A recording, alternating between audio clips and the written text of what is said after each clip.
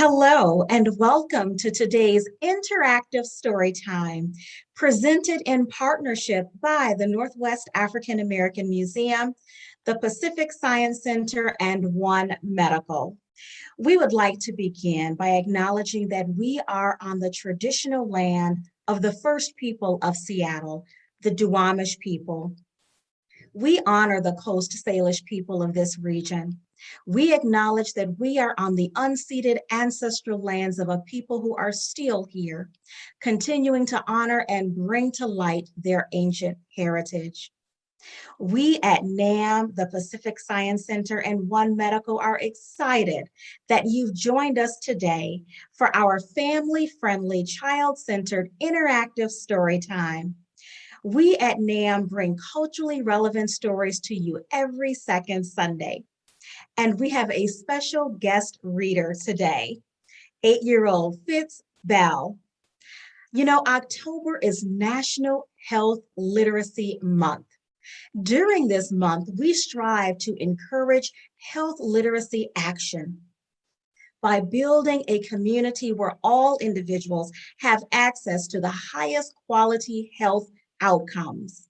Together, we can make health literacy a priority and ultimately improve health outcomes across our entire regional community. That is what Health Literacy Month is all about. And the highlight of our Health Literacy Month is today's interactive story time with you, your families, and some amazing guests. Our conversation is focused today on respiratory well-being. That deals with breathing, your airways, and your lungs.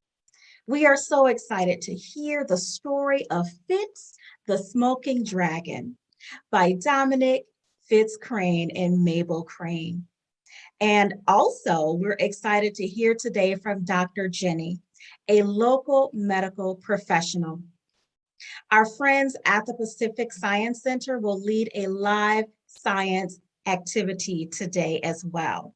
So tell a friend right now to tune in. No one wants to miss today's interactive story time. Enjoy this special edition that centers Health Literacy Month. Our interactive story time today is all about health and wellness. So thank you for tuning in. Enjoy today's story time, enjoy the activity, and I'll see you again shortly. Thank you. Hi, welcome to NAAM's Interactive Storytime. I'm Fitz Bell, and today we are taking a trip to One Medical. Fitz the Smoking Dragon, written by Dominic Fitz Crane II and Mabel Danny Crane. Mommy, my chest feels funny, I said while taking deep breaths. What do you mean your chest feels funny? My mom said with a worried look. Oh my gosh, Fitz, you're wheezing, Mommy said as she listened closely. I'm not sure what that means, but it must not be a good thing. Mommy yelled for my dad. Dom, we are going to the hospital now, and away we went.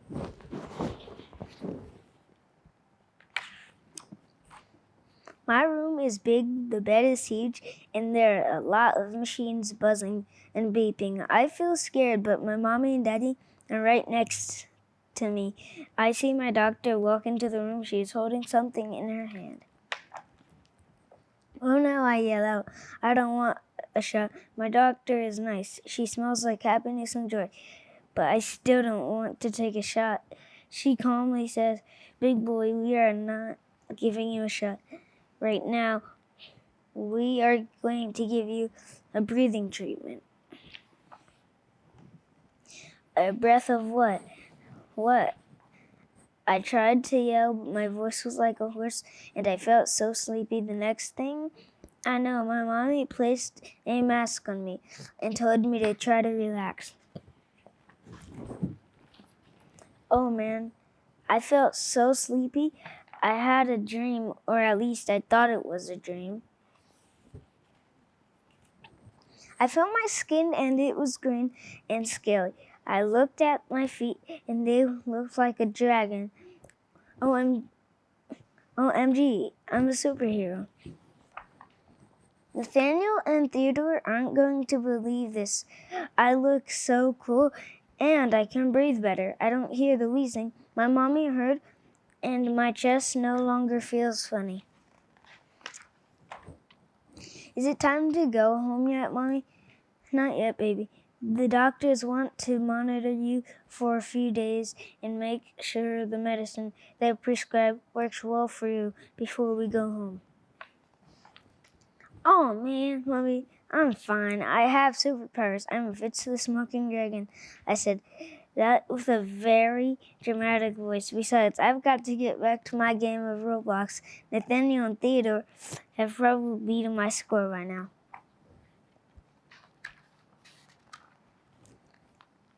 So I hear you have superpowers, young man. Wait, how did you? Your daddy and mommy told me. How about you tell me all about these superpowers? Well, Dr. Happiness and Dr. Blocker. My superpowers are activated when I use my inhaler or nebulizer. Really? That sounds super cool. Yeah, it is. I transform into Fitz the Smoking Dragon so that I am not afraid of my breathing treatments, which help me breathe so much better. Can you show me? Dr. Blocker asked. Sure. Fitz responds excitedly. Hi, Fitz. Welcome back, Fitz. My friends were so excited to see me when I returned to school, so was Miss Franklin. I missed the Valentine's Day party because I was in the hospital, but they made it up for it because we had a welcome back party, a welcome back Fitz the Smoking Dragon party. I got to tell all of my friends and Miss Franklin about my superpowers. They had a lot of questions too. Miss Franklin had to have a long talk with my mommy and daddy and the school nurse. My parents had to teach them how to watch for signs that I needed to activate my superpowers. It won't be fun if I have to sit out during recess. It is very important to let Miss Franklin know if my chest feels funny. Things changed at home too. Dr. Blocker did food allergy tests and found out I have a lot of food allergies, and a lot of my favorites had to go.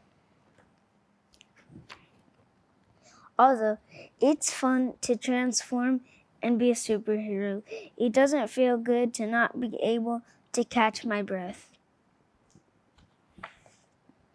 I'm Fitz the Smoking Dragon, and I'm a superhero because I save my own life every day by taking my medicine, avoiding foods that I'm allergic to, and listening to my body when it says I need to take a break from physical activity. If you have asthma, like me, you don't have to be afraid of the nebulizer or inhaler. Insert your name and say, I am Fitz the Smoking Dragon, and be your own superhero too. Well, my name is also Fitz. Hi there, my name is Dr. Jennie. I'm here to talk to you about asthma. So let's start by taking in a deep breath, in and out. And what do you notice? Do you feel the air coming in through the nose or the mouth? Do you hear the air coming in through the nose and mouth? And do you feel the air going down towards the back of the throat to this area called the pharynx? And where does the air go from there? That's right, the lungs. And what are the lungs? They're a pair of squishy organs that fill up with air as we breathe, and they help us get the oxygen from the air that we breathe so we can do things like dancing and laughing, singing and sleeping. But how does the air get from our nose or our mouth to our chest? Well, if you look inside the body, you would see this. So the air comes from the nose or the mouth down towards the back of the throat, called the pharynx. It heads down the trachea, which is also known as the windpipe, and the trachea breaks down into two sections called bronchi, or two tubes called the bronchi. There's the right bronchi and the left bronchi, and each of these bronchi break down into smaller and smaller and smaller tubes until you get to the smallest tube called the bronchiole, and you hit the alveoli here. The alveoli are air sacs, and this is where the oxygen from the air that we breathe gets transported to the red blood cells. And the cool thing is the oxygen mixes with the sugars that come from the food that we eat in a very special way to give us energy. And our bodies need energy to do all sorts of things, like sleeping and growing hair, healing from a wound. So that's why oxygen is so important for our bodies. And then when someone has asthma, they get attacks of inflammation. But what is inflammation? Well, you may see an example of inflammation on our skin. So if you've ever been bitten by a mosquito or had a cut on the skin, you'll notice in the case of a mosquito bite that there's a pink, red, hot welt. Sometimes it itches, sometimes it hurts. If you have a cut on the skin, you might notice that there's a rim of redness on either side of that cut, and that's inflammation. And the same thing can happen in our lungs in the case of asthma. So with asthma, let's see here. So in a normal lung, if you look at the airways, you'll see that there's tiny little rings of smooth muscle. The smooth muscle is very different from the muscles that we use to move our arms, our legs. These smooth muscles actually move by themselves without us even thinking about it. That's pretty cool. And then if you look inside the lungs, or if you look inside the airways, you can also see that there is a small amount of snot or slime. There's a special name for it called mucus. And normally there's a small amount of mucus there because the mucus helps us hydrate the air that we breathe, and it helps our lungs work appropriately. But what happens with asthma and what happens with the inflammation in asthma is that these smooth muscles, they constrict and they tighten up. And at the same time, too much mucus builds up, making it hard to breathe. So what causes this? Well, no one knows exactly what causes asthma, but we know that there are certain triggers that tend to cause an asthma flare-up. Triggers like pollen, animal dander, which is animal dust and little bits and pieces of animal skin that we can't see. Exhaust, air pollution, the invisible dust that comes out of cars. Tobacco smoke can cause it. Certain types of allergies can cause it as well. Things like big emotions, like feeling angry or feeling nervous, that can sometimes cause people to have an asthma flare-up. Cold air and sometimes heavy exercise can cause it too. And when a person has an asthma flare-up, what do they experience? Well, they can have anything from feeling tired, not knowing why they feel tired. They might not be able to run as hard or as fast as they want to. They might notice wheezing, which is that sound, a special whistle in the chest. They can cough. They can feel like they have a big rubber band around their chest, and they're trying to breathe against that. Sometimes people describe asthma flare-ups as breathing through a very small straw. And it can be quite scary. Luckily, there are medicines that we can take for asthma. There are two main types. One is the rescue medicine, and these work by opening up the smooth muscles in the airways quickly. They come in the form of an inhaler that you can take to school or use at home, and they're also the same medicines that people who go to the hospital receive, much like what Fitz received in the hospital when he was having his asthma attack. The second type is the controller medicine, usually of steroids, that helps to get rid of inflammation, and these are medicines that you have to take on a day-to-day basis.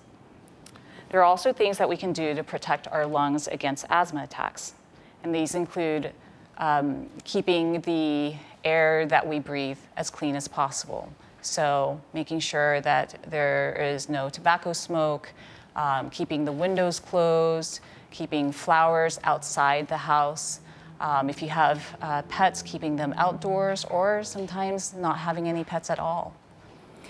You can also keep your airs clean by learning about the air quality index, so you know when it's important to stay at home if it's too dusty or too smoky outside. Eating healthy, exercising on a regular basis is also good to keep your body as healthy as possible.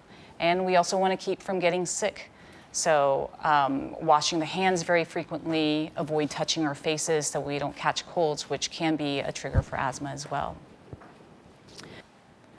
Even though asthma can have a huge impact on the quality of your life, it is possible to live a normal and healthy life as long as you take care of your lungs and the air you breathe.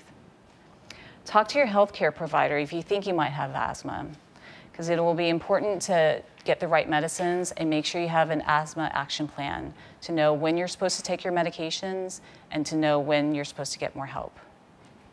If you know someone with asthma, imagine how they might feel not to be able to breathe, and be kind to them. Ask them how you can help. And if you see a friend who looks like they're having trouble breathing, ask an adult for help. You may save a life.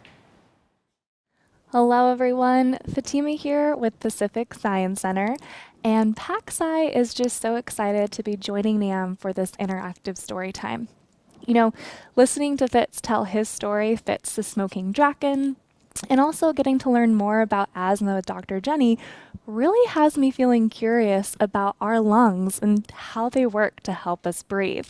So if you're feeling curious too, and you're wanting to explore more about the science behind our lungs and our respiratory system, I have an activity you can try at home. Today, we'll be learning how to build our very own models of the lung. And models are super helpful in science. They can help us with learning more about things that can be kind of hard to explore in real life. So let's go ahead and get started with building our very own models. Now, for this activity, you are going to need a few materials. We'll go over those right now. To start, you're going to need a plastic cup, so something that's clear, easy to see through. A few options you can have: try and find a plastic cup of any size, or you can also try using a clear plastic water bottle with the bottom part removed. You're also going to want a few other things, including 2 balloons, one that should be small enough to fit inside your cup, and one that's going to be large enough to stretch over the bottom of your cup. So we'll see how to do that in a few moments. You'll also want a straw, some tape, and some scissors. So let's go ahead and get started with building our model. And for the first step, you're going to want the help of an adult nearby. That's because we're going to be using some sharp scissors. So making sure we have an adult do this first step with us. So first, we're going to go ahead and actually drill a hole into the bottom of our cup. That'll be big enough to fit our straw that we're using. So go ahead, and adults carefully help our scientists out with that first step. A little slowly drilling that top hole in.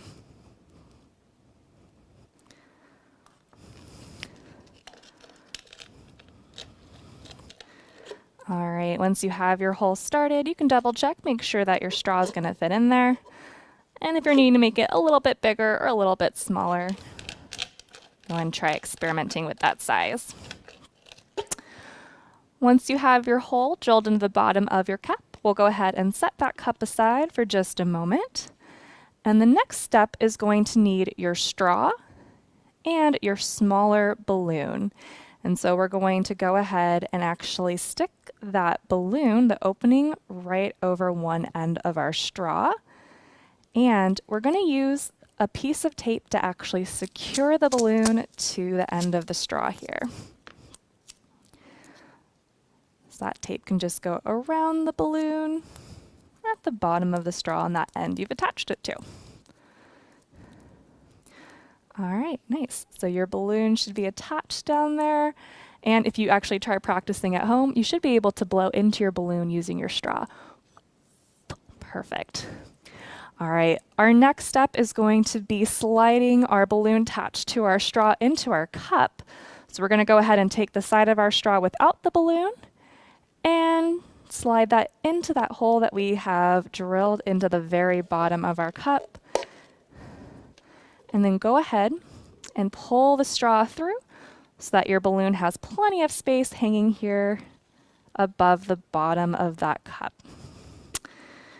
All right, our next step is going to be securing that straw where we've added it. So we're going to take some pieces of tape here and go ahead and actually just add that to the base of our straw here. So making that nice and secure. We don't want it wiggling around too much once we have our model ready to go. So just a few pieces of straw or of tape here. And you'll want to make sure that this hole now where our straw is coming through is nice and airtight. So we won't want any air coming up through that hole. So covering up any space left in that hole up with that tape you have. All right. Once you have your straw secure and your balloon is inside your cup hanging down, the next thing we're going to need is our larger balloon. So a couple things we'll be doing here. First, you're going to go ahead and actually tie off the bottom part of your balloon. So this might be another step our scientists need some help with an adult from. So without inflating the balloon, just tying a knot here at the very end. Next, we're going to go ahead and actually cut just a little bit off of the top part of the balloon, so the opposite end from where we've tied. So just a small little bit, cutting that off. So now you should have a nice open hole at the very top of your balloon. And for our last step with our model, we're going to go ahead and slide this balloon we've cut onto the end of our cup here. So this might take a little bit of work, a little bit of patience, getting that to fit over the bottom. This might be another thing we need some help from our adults with. So just sliding that bottom part onto the bottom of our cup. Oops. And if you're getting it on there and it's having a hard time staying on there, you might want another piece of tape to secure that balloon here at the very bottom. So we've got it here at the bottom of our cup, and I'm just going to go ahead and add some tape at the bottom so that'll keep that part from sliding off or popping back off. Okay.